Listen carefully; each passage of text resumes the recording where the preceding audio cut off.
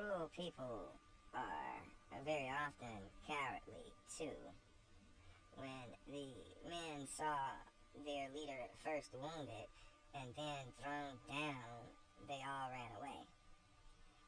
Mounting their horses, they rode off as fast as they could, leaving Tom Loca lying on the ground, wounded and groaning with pain. As soon as Phineas and the others saw that the wicked man had really ridden away, they climbed down, meaning to walk along the road till they met Simon. They had just reached the bottom when they saw him coming back with the wagon and two other men. "Now we're safe," cried Phineas joyfully.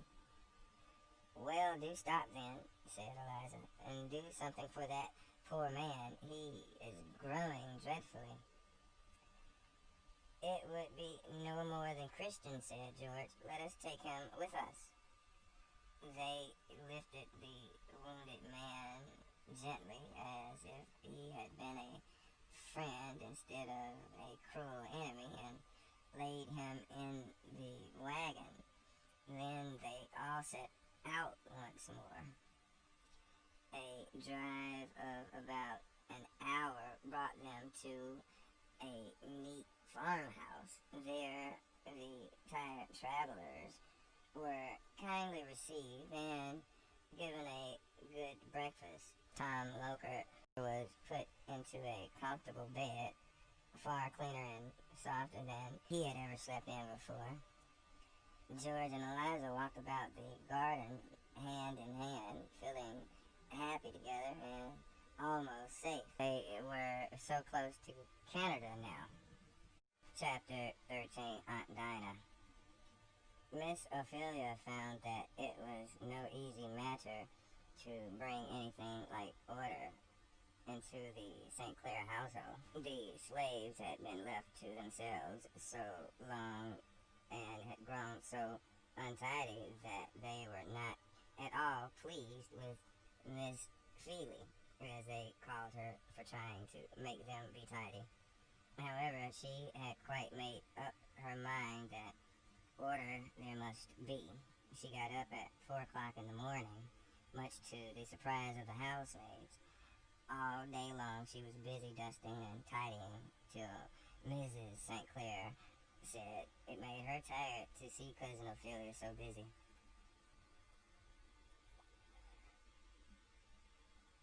Chapter 14, Topsy.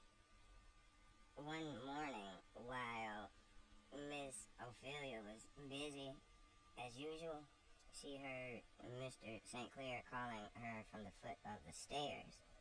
"Come down here, cousin. I have something to show you." "What is it?" said Miss Ophelia, coming down with her sewing in her hand. "I have bought something for you. See here," he said, pulling forward a little Negro girl of about 8 or 9 years old. She was quite black. Her round, shining eyes glittered like glass beads. Her woolly hair was plaited into little tails, which stuck out in all directions. Her clothes were dirty and ragged. Miss Ophelia thought she had never seen such a dreadful little girl in all her life. "Cousin, what in the world have you brought that thing here for?" she asked in dismay. "For you to teach, to be sure and train in the way she should go," said Mr. St. Clair, laughing. "Topsy," he went on, "this is your new mistress. See now that you behave yourself." "Yes, master," said Topsy gravely, but her eyes had a wicked twinkle in them. "You're going to be good, Topsy, you understand," said Mr. St. Clair. "Oh, yes, master," said Topsy again, meekly folding her hands, but with another twinkle in her eyes. "Now, cousin, what is this for?" "Your house is full of these little plagues as it is," I get up in the morning and find one asleep behind the door. See one black head poking out from under the table, another lying on the mat. They tumble over the kitchen floor so that a body can't put their foot down without treading on them. What on earth did you want to bring this one for? For you to teach, didn't I tell you? I don't want her, I'm sure. I have more to do with them now than I want. Well, the fact is, cousin, said Mr. St. Clair, drawing her aside, she belonged to some people who were dreadfully cruel and beat her. I couldn't bear to hear her screaming every day, so I bought her. I will give her to you. Do try and make something of her. Well, I'll do what I can, said Miss Ophelia. She is fearfully dirty and half naked. Well, take her downstairs and tell somebody to clean her up and give her some decent clothes. Getting Topsy clean was a very long business, but at last it was done. Then, sitting down before her, Miss Ophelia began to question her. How old are you, Topsy? Don't know, Mrs., said she, grinning like an ugly little black doll. Don't know how old you are? Did nobody ever tell you? Who was your mother? Never had one, said Topsy with another grin. Never had any mother? What do you mean? Where were you born? Never was born. You mustn't answer me like that, child, said Miss Ophelia sternly. I'm not playing with you. Tell me where you were born and who your father and mother were.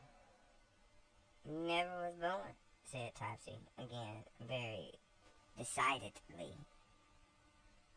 Never had no father, no mother, nor nothing? Miss Ophelia hardly knew what to make of her. How long have you lived with your master and missus, then? She asked. Don't know, Mrs. Is it a year or more, or less? Don't know, Mrs. Have you ever heard anything about God, Topsy? Asked Miss Ophelia next. Topsy looked puzzled, but kept on grinning. Do you know who made you? Nobody as I know of, replied Topsy with a laugh. Expect I grew. Don't think nobody ever made me. Do you know how to sew? Asked Miss Ophelia, quite shocked. No, Mrs. What can you do? What did you do for your master and mistress? Fetch water, wash dishes, and clean knives and wait on folks. Well, now, Topsy, I'm going to show you just how my bed is to be made. I am very particular about my bed. You must learn exactly how to do it. Yes, Miss, said Topsy, with a deep sigh and a face of woeful earnestness. Now, Topsy, look here. This is the hem of the sheet. This is the right side of the sheet. This is the wrong. Will you remember? Yes, Mrs., said Topsy with another sigh. Well, now, the under sheet you must bring over the bolster, so, and tuck it right down under the mattress nice and smooth, so. Do you see? Yes, Mrs. But the upper sheet, said Miss Ophelia, must be brought down in this way and tucked under firm and smooth at the foot, so the narrow hem at the foot. Yes, Mrs., said Topsy as before.